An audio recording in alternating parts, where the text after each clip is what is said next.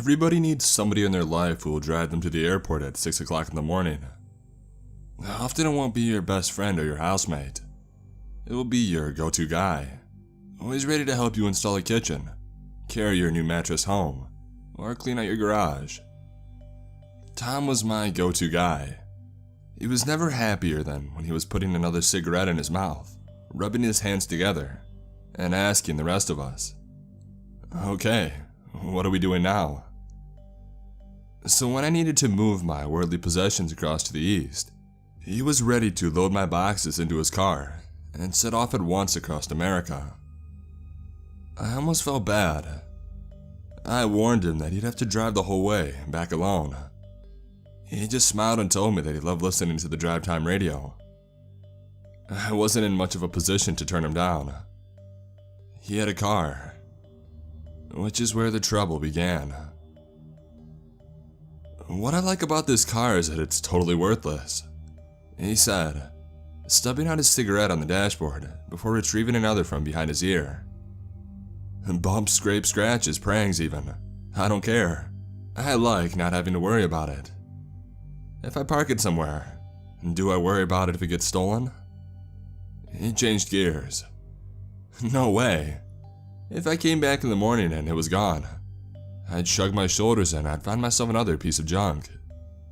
Just as long as it gets me from A to B," he said, chuckling at his own audacity. He was right. It was a worthless piece of shit hatchback. While it looked like garbage, at least it ran and it seemed reliable. The mileage was close to 100,000, but I wasn't actually worried it was going to break down. With hindsight, this was obviously a mistake. Tom took another drag of his cigarette, his eyes fixed on the road, and he said, "If we were to break down right now, I wouldn't even care. I would not care. I would just ditch it and find another." Tom claimed he treated his cars like old pens. He picked them up and he used them as long as they lasted before finding another. In a world littered with discarded ballpoints, this is a reasonable position to take. I honestly thought it was a wonderfully romantic attitude, even if I didn't really believe him. We alternated driving and sleeping. It didn't take long before I began to go a little loopy. The endless hypnotic road and intermittent sleep on the passenger side took its toll. Tom was a fun guy to be around, most of the time. But stuck in that car with him, I found his personality begin to grate. And then he woke me up by flicking my nose, really hard. That pissed me off, and it only had gotten worse when he told me what had happened. He broke down. "Oh shit, Tom, come on man, not out here." "Don't worry, it's a stroke of luck.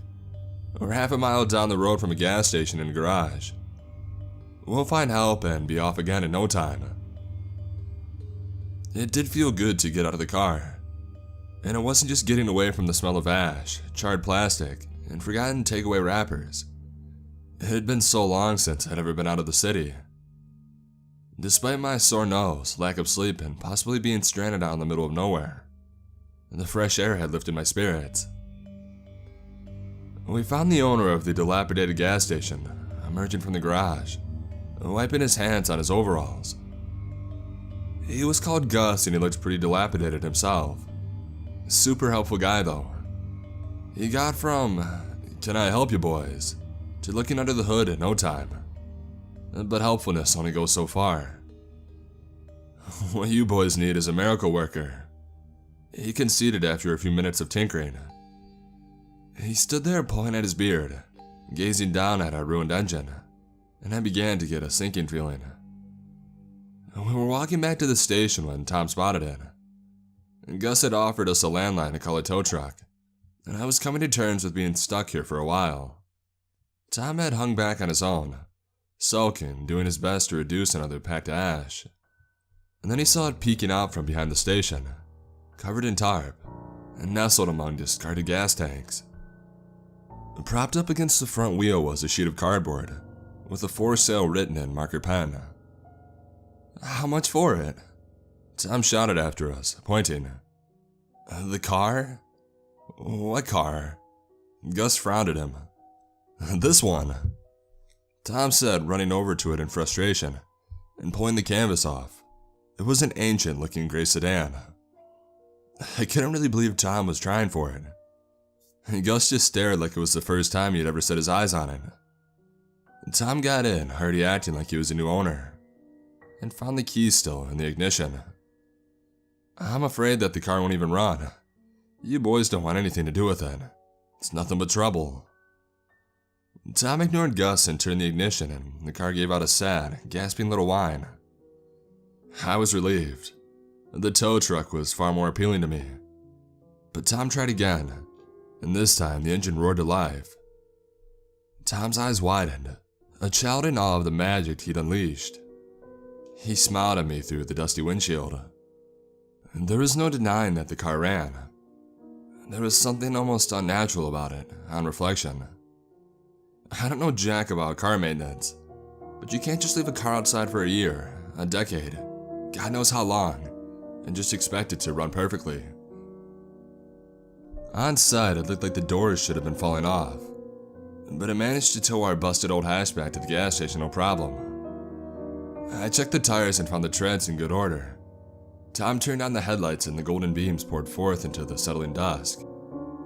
Road legal, he hollered, leaping from the car. I don't know how much Tom paid for the vehicle. I didn't bother to ask. I suspect that Gus may have just swapped it for ours, happy just to be rid of it. Hey, it even has a perfect cup holder, said Tom as it buckled into the passenger side. One thing I noticed the car didn't have was any kind of distinguishing features, aside from the license plate. No make or model, it was disturbingly generic. You know, you can spend a lot of money on a fancy car. Top of the line, but useless cup holders. Tom had the wind of vindication in his sails. He had lived up to his professed ideals. I wasn't going to burst that bubble, so I decided to get some sleep and hope he was a little more bearable when I woke up. The last thing I remember before nodding off was him noticing the odometer. Hey, that's weird, he said. And the miles seemed to be running backwards. The car hit something hard and I was abruptly awake again. I knew immediately that it had not been a pothole. What the hell, Tom? I said, writhing from cramps in my seat. Were you asleep at the wheel? Do you even know what we hit? Shit, man, I don't know. Maybe I was asleep. Could have been a pothole. He brought the car to a standstill in the middle of the road. No way that was a pothole, man. I said, unbuckling and opening the side door. It was past midnight. There was a new moon, and the lack of lights on the horizon told me we really were far away from civilization. I grabbed my flashlight from my backpack and I started to investigate. The first thing I noticed was that the trunk had come open. The latch must have slipped. Maybe the car wasn't as robust as we first thought. You see to the trunk and check nothing else has come apart, I said. I'll see what we hit. If we really had hit something, it had long gone, without a trace, and there wasn't a pothole in sight. I must have walked a couple 100 feet back down the road when I heard the truck door slam shut. I turned around and Tom was gone. Just the car sat in the middle of the road, the lights blazing, no one inside. I called out for him. I shone my flashlight all around across the shrub on either side of the road. There's nothing out there. Just patches of wood in the middle distance and the remains of some fencing. I called out some more and carefully inspected all around the car. I even looked underneath. Nothing. I pulled out my phone. The signal was non-existent, but I tried calling him anyway. Nothing. I kept on looking and retracing my steps and second-guessing my own efforts. Soon, 20 minutes had passed and I was panicking. Or to put it in another way, I was scared. I wanted to get the hell away, but there was one place I still hadn't looked. Inexplicable and as impossible as it was, I stood staring at the trunk. I slid my fingers under the silver handle to release the latch. Jammed. I struggled with it, but there was no way that I was going to be able to open it, short of tearing it open with a crowbar. And what did I expect to find? The books, clothes, and CDs I already knew that were packed in there. Another 10 minutes passed, shouting into the night, and trying to wave the darkness away with my flashlight, before I decided that no reasonable person would blame me for driving off. We'd been navigating by road maps, so I had a rough idea where we were. Google Maps had left me a hovering gray dot 100 miles back, so that was as good as I was going to get. I set off in the direction of what I hoped was the nearest town. Tom's packet of cigarettes and lighter were sitting on the dash. I ignored the feeling that I was abandoning my friend to the specters lurking in the night. After all, how can I abandon someone who isn't even there? Tired, nervous, and frightened, I almost swung the car clean off the road 20 minutes down the road when the ringtone erupted. I settled the car to a halt and I realized that it wasn't my phone, which I knew was in my pocket. It was coming from the glove compartment. I opened it up to find Tom's phone. I took the call. "Hey, is that Tom?" Came a distant voice. "No, sir, this is Alex." It was hard to tell, but I guessed it was Gus on the other end. He sounded out of sorts. "Well, you guys need to know this," he said before breaking off. "Need to know what?" I almost screamed. "Well, I'm not sure if I should have sold you that car." "Why not?" "Well, I don't think it really belongs to me." "Whose is it then?" I replied, terrified for a second that I might have to drive way back to Gus's station to return this godforsaken car. "Well, I'm not sure you could really call it anybody's." I waited for him to go on, but he just remained quietly breathing down the line. "Is there anything else I should know about this car?" "Just watch the mileage, okay? Be careful about the mileage," he said, and he hung up. I tried calling back, but the signal had vanished. I kept on driving, setting aside the growing fear that I was lost. I knew for a fact that I was lost when the flashing lights of a railroad crossing appeared out of the night. A freight train was approaching, so I stopped at the tracks to watch the iron caravan rumble past. I was snapped out of my trance by something slamming into the car's tail. I swung around in my seat to see a half-naked figure, jeans and socks, running off into the night. As brief as my glimpse was, I swore then it was Tom. The freight train passed and I hit the gas. I totally floored it for a good 5 minutes before I saw the road sign telling me that I was a few miles outside a reasonable sized town. I slowed down and I let the relief wash over me. I almost felt like laughing at how ridiculous it was until I looked down at the odometer. Exactly 2 miles remaining, and then it dropped down to 1. I braked hard and I got out. I did not want to find out what happened when we reached mile 0. I decided right then that the car was cursed. To hell with it. I grabbed my backpack containing all of my most essentials. I checked my flashlight, and I walked the final mile into town. 8 hours of sleep in a motel, followed by a hot shower and a meal, does wonder for your sense of perspective.